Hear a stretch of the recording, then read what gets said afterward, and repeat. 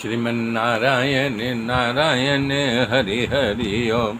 श्रीमन्नारायण नारायण हरि हरि ओम।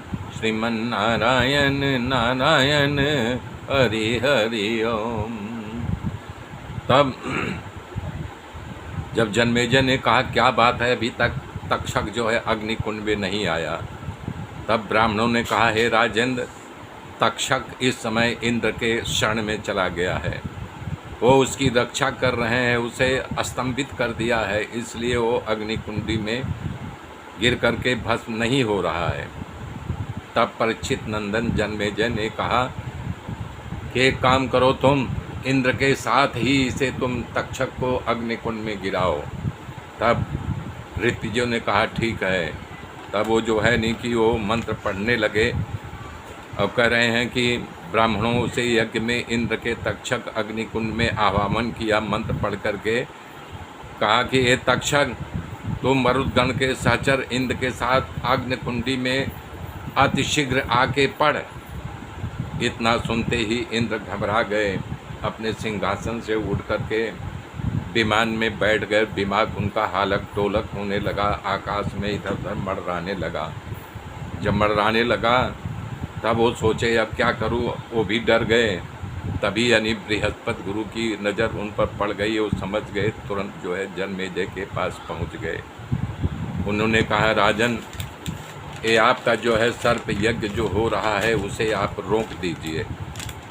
तक्षक को मारना नहीं आपके योग कहलाएगा। क्यों कि तक्षक जो है अमृत पी चुका है, वो अजर अमर हो गया है।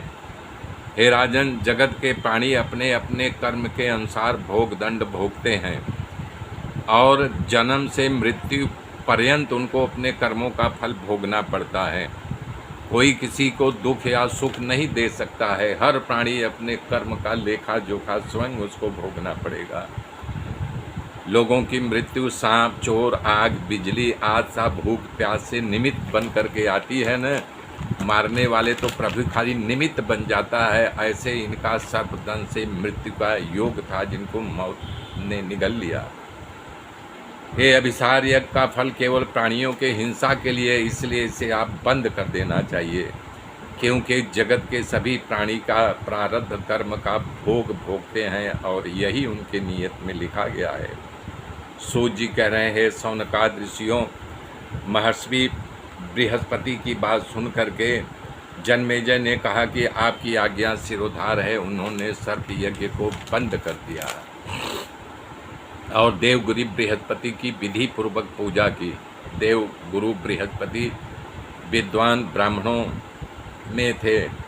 उन्होंने कहा जैसे विद्वान ब्राह्मण के बच्चे को क्रोध आया, उसने शाप दे दिया, फिर जन्मेजय को क्रोध आया, सर्प मारे गए। यही भगवान की महामाया कहलाती है। एक दूसरे के निमित्त बना करके वो उसको भोग दंड दे देते हैं, ये अनिवर्चनीय है।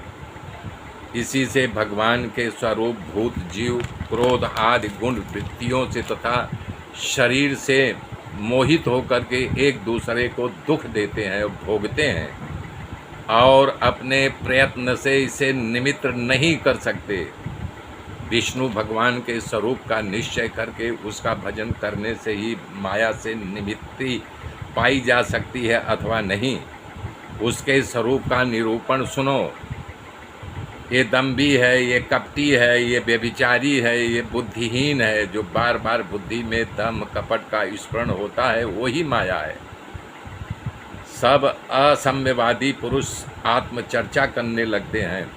जितने आत्मवादी पुरुष है वो आत्मचर्चा करके इससे निरूपण कर लेते हैं, परमात्मा के स्वरूप में निर्भय पद को प्राप्त कर लेते हैं, किंतु भयभीत होकर के अपना मोह आदि कार्य न करती हुई किसी प्रकार से रहती है।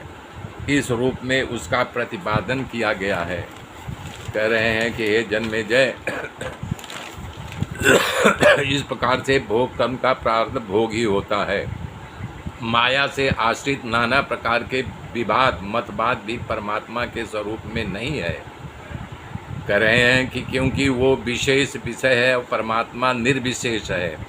केवल वाद विवाद की तो बात की बात लोक परलोक के विषय में संबंध में समझना, संकल्प करना, विकल्प करने वाला मन भी शांत हो जाता है। कर्म उसके संपादन की सामग्री नहीं है, उसके द्वारा साध्य कर्म इन तीनों लोकों में। अहंकार, जीव, ये सब जिससे नहीं है वो समस्त रूप परमात्मा में कभी भी किसी प्रकार बाधित नहीं होता, न किसी विरोध ही करता।